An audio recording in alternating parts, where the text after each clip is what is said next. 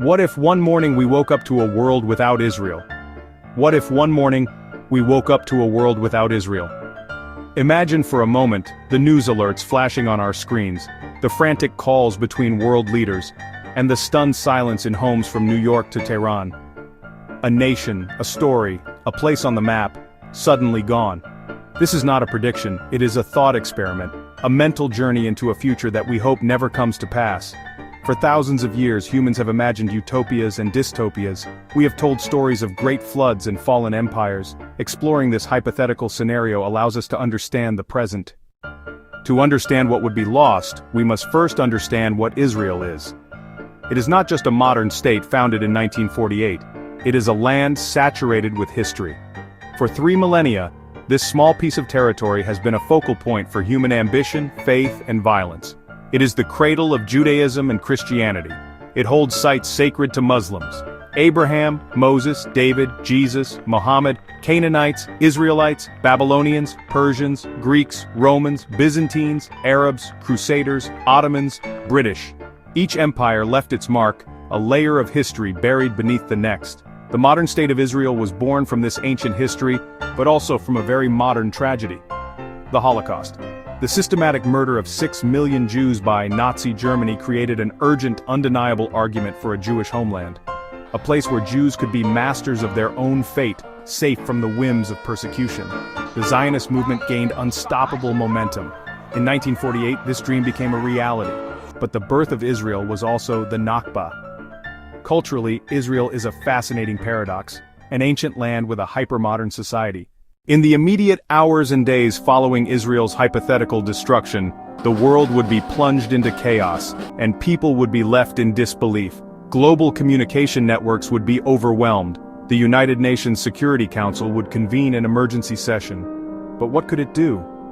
Diplomatic protocols would suddenly seem utterly inadequate. Leaders in Washington would issue condemnations. Leaders in London would issue condemnations. Leaders in Paris would issue condemnations. Their words would struggle to match the horror. The initial reaction: shock, rage, and profound helplessness. Financial markets would plummet. The price of oil would skyrocket, used as a political weapon. Regionally, reactions would be explosive and dangerously unpredictable. Tehran would likely see public celebrations. Damascus would likely see public celebrations. Hezbollah supporters would likely celebrate. Hamas supporters would likely celebrate. The destruction of Israel would represent an unimaginable trauma for the Jewish diaspora. For over 2 millennia, the idea of Zion was a central pillar of Jewish identity. It was a prayer, a hope, a direction to face during worship. The state of Israel turned that abstract hope into a physical reality.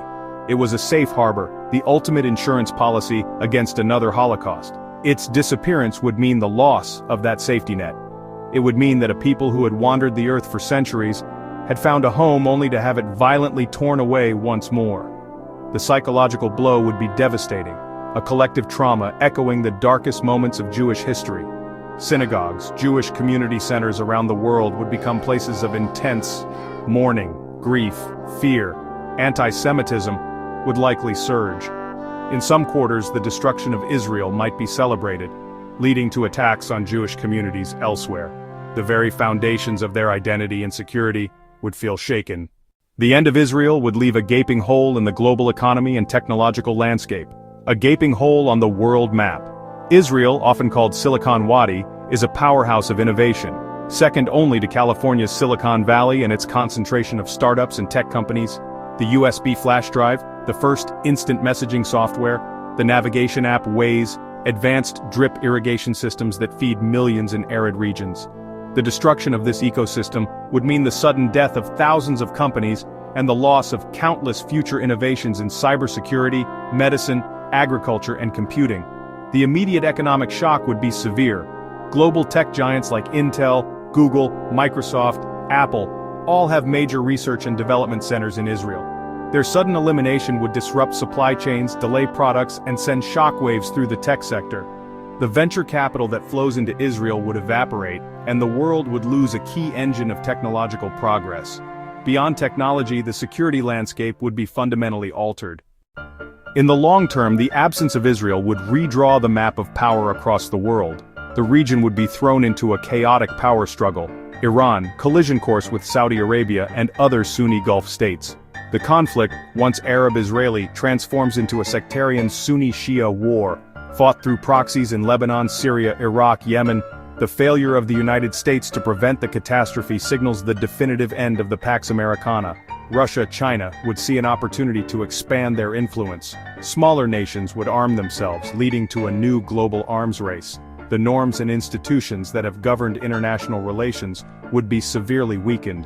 The world would face a moral reckoning. The loss would be a wound on the world's conscience.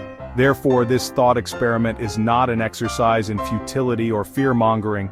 It is a call for empathy and understanding. It reminds us that behind the headlines and political slogans are millions of human lives, hopes, and histories. Its ending has not yet been written.